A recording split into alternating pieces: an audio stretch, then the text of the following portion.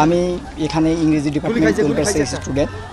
তো আমাদের এখানে যে ঝামেলাটা হয়েছে, এখানে অ্যাকচুয়ালি আমাদের কর্মসূচি ছিল অবস্থান কর্মসূচি। আমাদের উদ্দেশ্য ছিল আমরা মডার্নে গিয়ে অবস্থান করব, কিন্তু আমাদের যে এখানে ছাত্র সংগঠন আছে তারা আমাদের আগেতেই জানিয়ে দিয়েছিল যে অবস্থান, ছাত্রলীগ ছিল এখানে।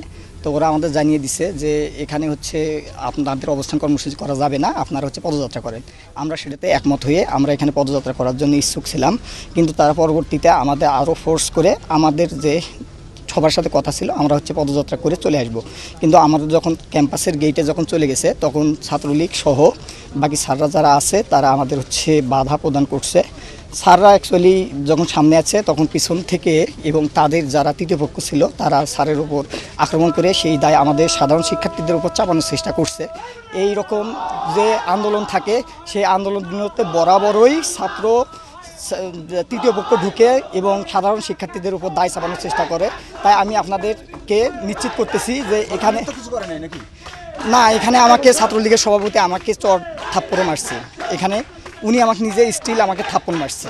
এখানে কথা হচ্ছিল আমাদের এখানে আমরা গত 9 দিন ধরে এখানে আমরা অনুষ্ঠান করতে সমাবেশ করতেছি। এখানে কোনো প্রকার আমাদের সাধারণ শিক্ষার্থী বিশৃঙ্খলা করে নাই, কিন্তু ওনারা আসার কারণেই এই বিশৃঙ্খলা হয়েছে। এই দায়ভার সাধারণ শিক্ষার্থীদের না।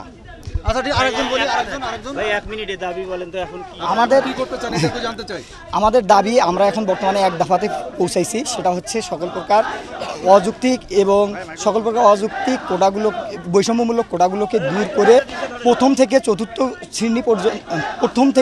শ্রেণী পর্যন্ত যথাযথ কোটা সংস্কার করা।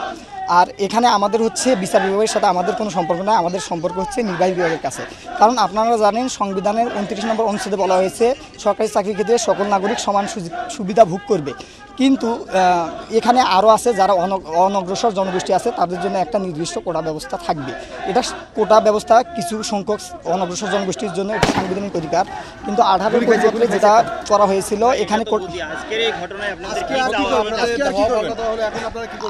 এখানে আমরা সাধারণ শিক্ষার্থীরা আমরা এখানে শঙ্কিত আছি। তো আমরা চাচ্ছি সাধারণ শিক্ষার্থীরা চাচ্ছি যাতে আমাদের এই ব্যাপারে আমাদের পরবর্তীতে কোনো সমস্যা না হয়। কারণ এখানে যে সমস্যাটি হয়েছিল সেই সমস্যাটি আমরা সাধারণ শিক্ষার্থী দায়ী না। এখানে তৃতীয় পক্ষ ঢোকার কারণে তারা বাধা দেওয়ার কারণে এই পরিস্থিতি হয়েছিল। সুতরাং আমরা আশঙ্কা প্রকাশ করতেছি। সুতরাং আমাদের আশঙ্কায় সারা বাংলাদেশের শিক্ষার্থীরা একমত প্রকাশ করবে বলে আমি আশা পোষণ করতেছি।